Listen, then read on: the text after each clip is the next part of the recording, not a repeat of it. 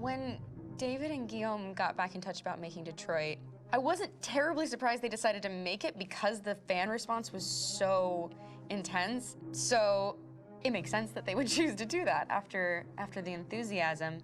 It was a challenge, and it was just an interesting thing to get my head around how to approach this character now as a different, much older person, and whether or not she had changed. And I'm very happy to say that with Detroit, I've had the opportunity to see Kara grow so much more than I ever expected. You do the housework, the washing, you cook the meals, and you take care of... God damn it, where the fuck's the rat gone now? Alice! Alice! I mean, she starts out essentially how she does in Kara in a very, not robotic, but, you know, android other way.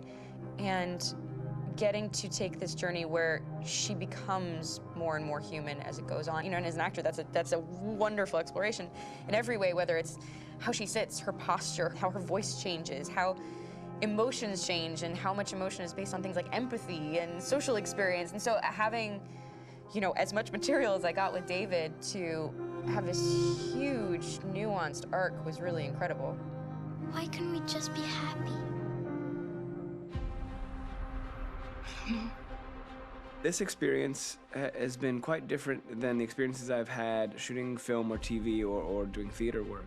I have 83 dots on my face and a really flattering black wetsuit type thing, and you're jumping around with props, and it's kind of like being a 10-year-old imaginative kid, which is fun. There's 80 cameras around us. It's already lit. So we just shoot and shoot and shoot and shoot and shoot. There's no change of sets, there's no hair and makeup, there's no wardrobe, so we move really fast, and we'll go through about 35 pages in a day. Working in TV or film, we'll probably do 6 pages a day. It's kind of acting boot camp. It's like working out constantly. I mean, you're doing this thing, and then you got to do something that's completely other back to back to back. And so that kind of process of working is very challenging, but it's also very exciting because you just have to keep coming up with new ideas, and your head goes all over the place because you're trying to keep track of basically 4 different storylines for each different response. You shot that girl, for fuck's sake. It was a machine that looked like a girl. Yeah, I know what I should have done. I just told you I couldn't. All right, I'm sorry.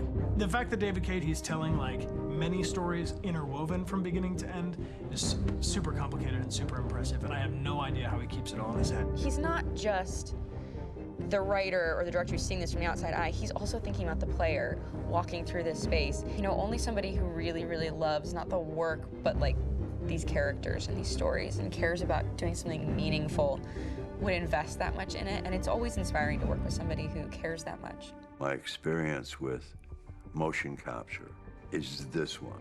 And I found it sort of terrifying in a way, because they said the computer's going to build you. But then, as we got into it, I realized all the elements of it were still artistic. I just dipped into a really brilliant setup here. I've never seen anything like it. And this won't turn me into a product because I was playing a character. So it's wonderful. In the game, Detroit comes back because of a revolutionary industrial rebirth. And there's no reason why that can't happen in Detroit, because they have such tremendous infrastructure for millions and millions of people who can very easily support, you know, a new industry.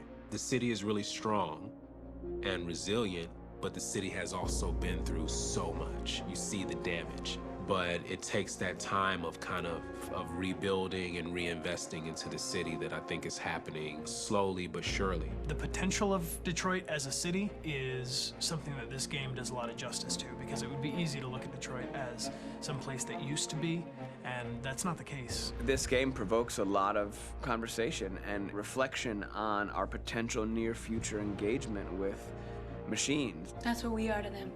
There's merchandise on display in a shop window.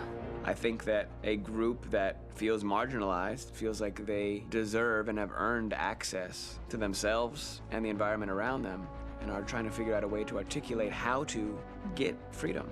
What was I designed to be? Their slave? Their toy? It plays with your comfort levels. You think that this is fine, you're comfortable with it, until something blurs the line and throws you off, and now Do I feel differently about whether this should be allowed? Should it be banned? Should it be encouraged? You're gonna ruin our lives, and for what? For a bunch of machines? They are not machines! They are alive! I'm alive!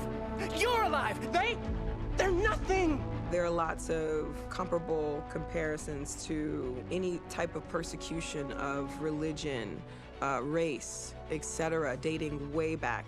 It can't just be a video game where you shoot 'em up or where people make these choices to do whatever. I think that's the whole point. You have the choice, and you can either choose to go in one direction with your character or another. And I think that's going to be very telling about the gamer. Very telling. I think there's going to be a really strong reaction to this game, which has such a strong perspective. I'm that much more proud of it now to get to be a part of it because it's important. In this game, you're actively building and designing the character through not just what kind of shield does he have or what color hair does she have, but like their temperament and the way they deal with problems. The different endings to this game are so radically different based off maybe seemingly insignificant choices in the moment, but like life, they all add up. And can't play life again, though.